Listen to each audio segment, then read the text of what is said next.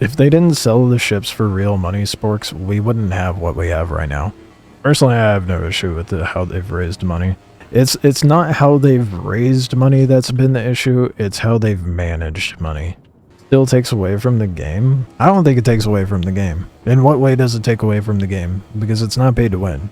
Just because you have paid for a ship doesn't mean you're a good pilot. It still boils down to being a skill issue, and there's ample ships available for you to earn in-game to get you up to par with someone who has a ship that's not necessarily available to purchase in-game. Like, take the Wolf, for example. If you're a good pilot, you could easily wipe me out in an F7, a Buck, an Arrow, like, you name it. Look at the Polaris, for example. Just because you have a Polaris doesn't mean you're invulnerable. I'll still board your ass and self-destruct the ship if I need to. You could be a big money spender, but that does not make you good at the game. If two equally skilled players join the game, one of them buys a meta ship and the other uses the Aurora, there is a higher chance the guy who paid more will win. No, because if you're... Okay. There are people using M50s and beating people in the meta ship. I think you're grasping at straws, man. It's not a pay to win. It still boils down to a skill issue.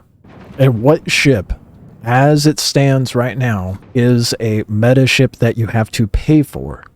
There isn't one. They're all earnable in-game.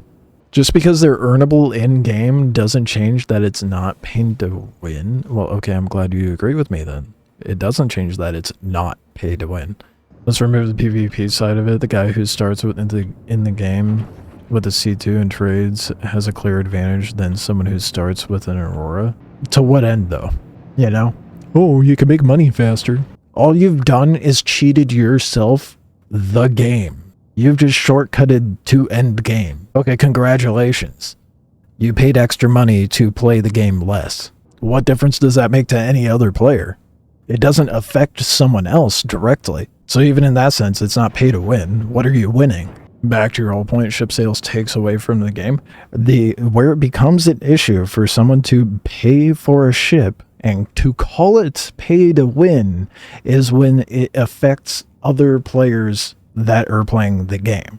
Just because Joe Bob over there is using a fucking C2 because they don't want to put in the time to farm the ship to do the cargo hauling doesn't affect the other players being able to progress. So therefore, not pay to win.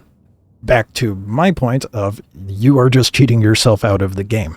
Pay to win is more so when it affects other players, not when it just affects your own game. That's my take on it anyway.